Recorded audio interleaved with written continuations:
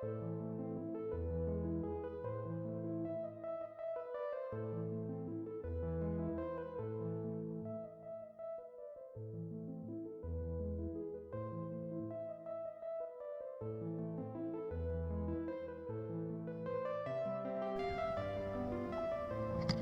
morning, friends.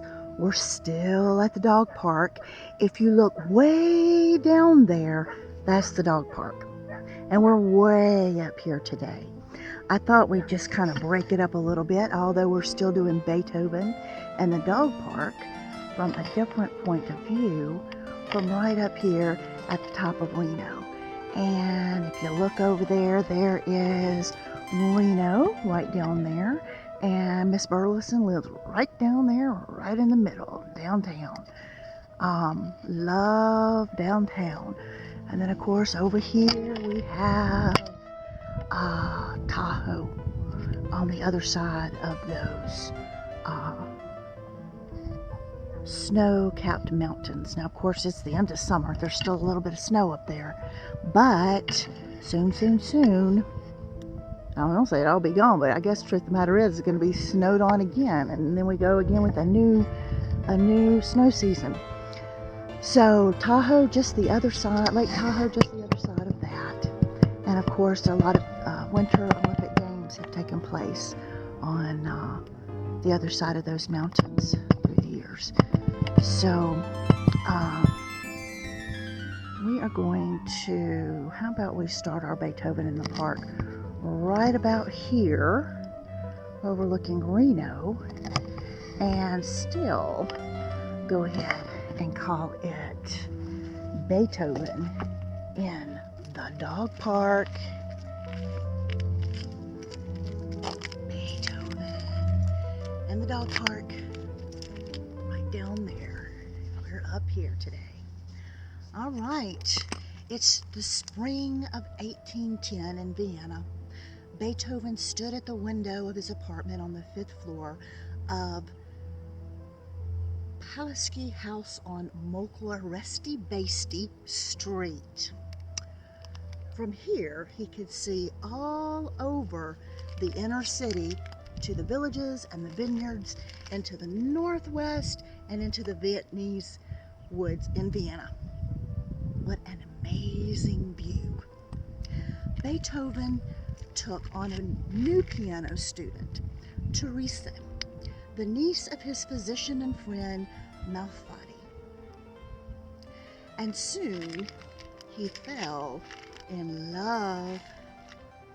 Teresa was 21 years younger than he was.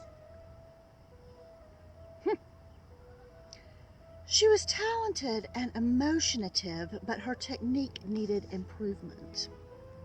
For her, he composed an easy-to-play, exhilarating piece in A minor, and on the cover he wrote, "For Teresa." Actually, her name is Therese. Beethoven would do a lot for Therese. He spent money on new suits, shirts, and scarves because he wanted to improve his appearance for her.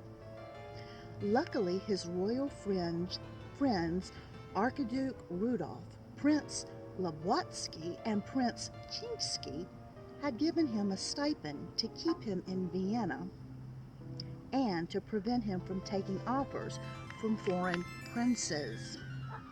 With this money, Beethoven had enough to start his own family. His friend Lichtenstein would present Therese's family with Beethoven's marriage proposal. He waited anxiously for their decision. He ran to the bedroom, splashed cold water on his face, and took his time getting dressed. He tied his new scarf. How did it look? Where was his mirror? Then it occurred to him that he'd broken it at some point. Beethoven laughed in excitement. He sent a messenger with a short letter to his friends Nicholas von Zimkal, the cellist.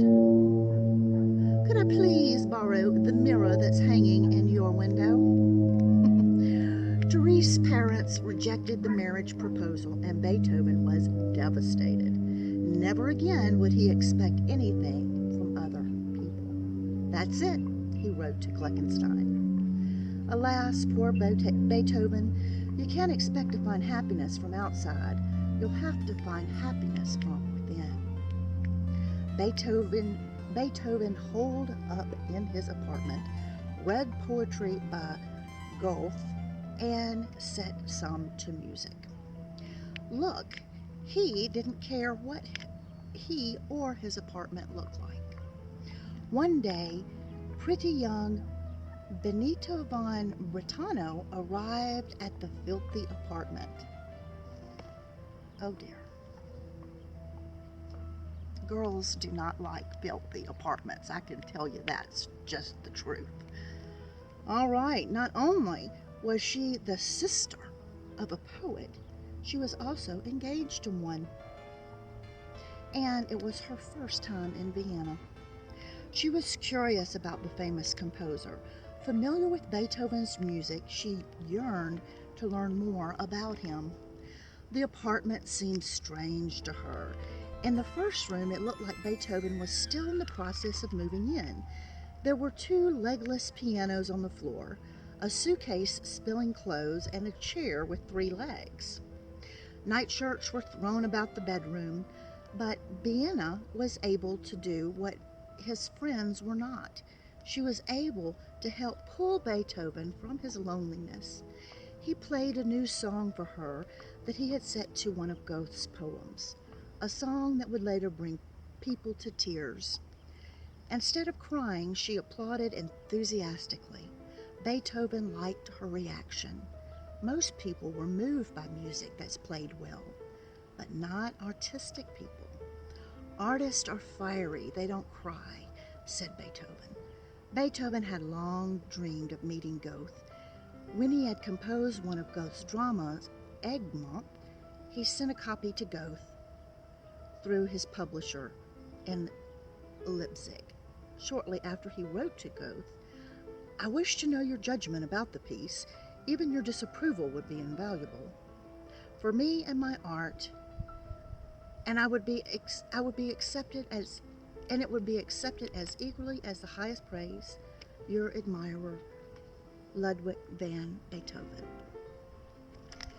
You might want to see Beethoven's messy apartment before his friend came and pulled him out of it and inspired him again to write something new.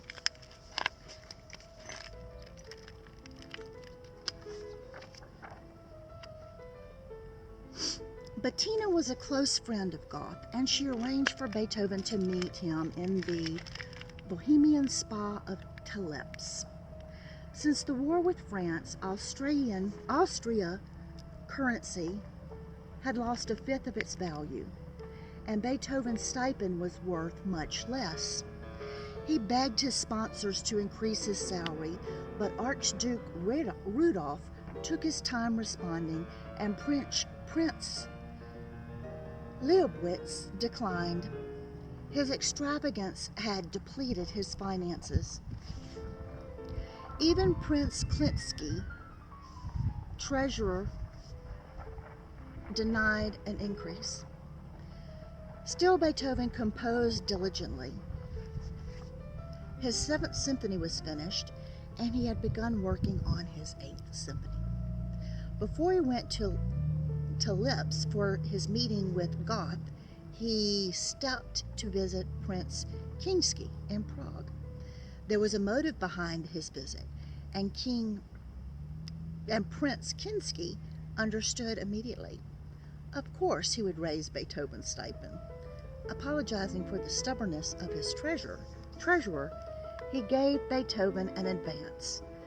The stop in Prague had paid